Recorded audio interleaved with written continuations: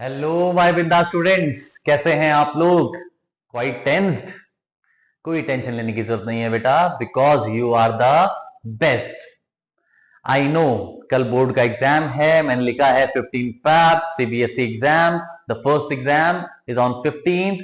पहला exam English का कल आ चुका है, मतलब द डे हैज कम। तो बिल्कुल भी टेंशन लेने की जरूरत नहीं है बेटा, because you are the best और बहुत बेस्ट तरीके से आपने तैयारी कर ली है। बस एक काम आपको करना है कि जो भी आपने तैयारी की है उसको आप बहुत अच्छे से अपनी शीट्स में लिख करके आ जाएं।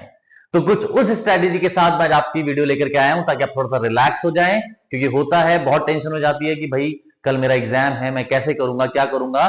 तो first thing you have to do, you have to relax now. आपकी तैयारी बहुत शानदार हो चुकी है, बस उसको कल इंप्लीमेंट करना है और वो आप बहुत अच्छे से करेंगे। I know, because you are the best और आप हमेशा किसी भी सिचुएशन से बहुत अच्छा रिजल्ट लेकर के आते हैं। आई नो माय स्टूडेंट्स, आप लोग बहुत शानदार स्टूडेंट्स हैं और बहुत अच्छा रिजल्ट आप कल देने वाले हैं, तो बिल्कुल भी चिंता की जरूरत नहीं है।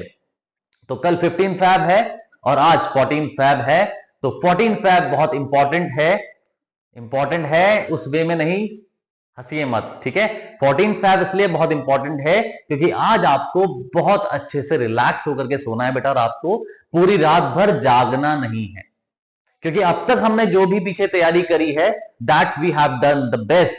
और आज टाइम है रिलैक्स करने का, क्योंकि कल हमारा एग्जाम है और हम सब चीज पढ़ चुके हैं, राइट। तो आज आपको बहुत अच्छे से बेटा रात को नींद लेनी है प्रॉपरली, बट अब इतनी भी नहीं कि एग्जाम में कल सुबह उठे ही ना, मतलब थोड़ा सा, मतलब अच्छे से प्रॉपरली नींद लेकर के 4, 5, 6 जब भी आप उठना चाहें सुबह, जो भी आपको रिवाइज करना है, रिवाइज करने के बाद अब एग्जाम जाइए।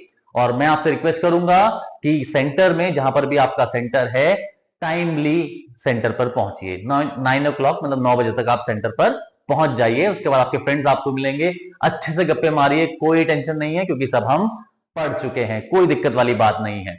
तो बढ़िया से पढ़ाई करिए, मतलब पढ़ाई कर चुके हैं बढ़िया से, और कल बढ़िया से उसको इंप्लीमेंट करेंगे हम किसमें, एग्जामिनेशन में, और हम दिखा देंगे that we are the best, हम बिल्कुल बेस्ट हैं, राइट। तो कुछ एडवाइस है बेटा आप लोगों के लिए कि जैसे आज रात को आप सो रहे होंगे तो उस समय आप अपना बैग जो भी आपको ले जाना है कल सुबह, अपना पेन की किट जो है वो अच्छे से रख लीजिए, एक्स्ट्रा पेन अपने एग्जाम के लिए रख लीजिए।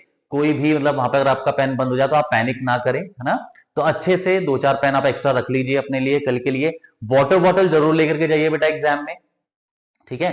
और उसके बाद जो आपका एडमिट कार्ड है उसे बहुत प्रॉपरली अपने बैग में रख लीजिए ताकि आप सुबह उसे ना भूलें, ठीक है। एडमिट कार्ड नहीं भूलना है, पेन्स वगैरह जो हैं वो बहुत अच्छे से अपने किट तैयार करके रख लीजिए। अगर आप कार्डबोर्ड यूज करते हैं लिखने के लिए तो कार्डबोर्ड भी, है ना। और मेक श्योर करिएगा कि आपकी जो किट है, पेन की किट है, उसमें कोई पेपर वेपर ना हो, है ना, एक्स्ट्रा पेपर ना हो कोई भी, तो बिल्कुल उसको खाली कर दीजिए। और जो आपका कार्डबोर्ड हो उसमें भी कुछ लिखा लिखा नहीं होना चाहिए, ठीक है बेटा। तो बहुत अच्छे से आप कल एग्जाम देने वाले हैं, तो बिल्कुल भी टेंशन की जरूरत नहीं है, ठीक है। फिर जब आप अपने सेंटर पर पहुंचेंगे बेटा, जब आप एंटर करेंगे जो भी आपका सेंटर या स्कूल होगा, है ना, देन आपके पास जो नेक्स्ट स्टेप आएगा बेटा ओएमआर, है ना। ओएमआर को बहुत रिलैक्स होकर के, टाइम की कमी नहीं है, रिलैक्स होकर के बेटा फिल करना। कहीं पर भी कोई डाउट हो तो एग्जामिनर से सीधा पूछना है, गलत फिल नहीं करना है ना, ध्यान से फिल करना है। और गलत फिल हो भी जाएगा तो मतलब इतना टेंशन वाली बात नहीं है, वो होता है, लेकिन गलत नहीं करना है ना, गलत बिल्कुल नहीं करना है। जहां पर भी डाउट हो एग्जामिनर से तुरंत पूछो, they will help you out, है ना। उसके बाद बेटा जो नेक्स्ट स्टेप आएगा दैट इज ऑफ 15 मिनट्स, है ना। तो 15 मिनट्स जो आपको रीडिंग टाइम मिलेगा बेटा, उसको बहुत अच्छे से यूटिलाइज करना है आप लोगों ने, और बहुत अच्छे से अपने पूरे पेपर को पढ़ना है, ठीक है। अनसीन पैसेज जैसे कल आपके एग्जाम में आने वाले हैं, तो उसको थोड़ा सा देख लीजिएगा। मतलब आपके दिमाग में एक फ्रेम बन जाना चाहिए कि ये क्वेश्चन मुझे एग्जाम में करने हैं, मतलब कुछ भी पेपर आपका छूटना नहीं चाहिए। और मैं आपसे रिक्वेस्ट करूंगा कि पूरा का पूरा पेपर अटेम्प्ट करें, है ना। और कैसे करेंगे उसके लिए भी मैं आपको बताता हूं।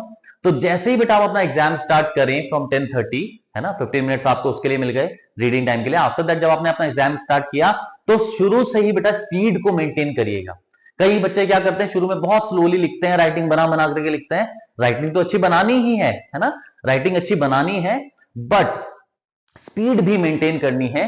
कोशिश करिएगा कि आप अपना paper 2 hours 45 minute 2 hours 50 minutes में कंप्लीट कर लें, सो दैट आपके पास 10 मिनट्स मिल जाए आपको रिवाइज करने के लिए। कहीं कोई कुछ छूट तो नहीं गया, कोई एमसीक्यू तो नहीं छूट गया, कहीं कोई क्वेश्चन तो नहीं छूट गया।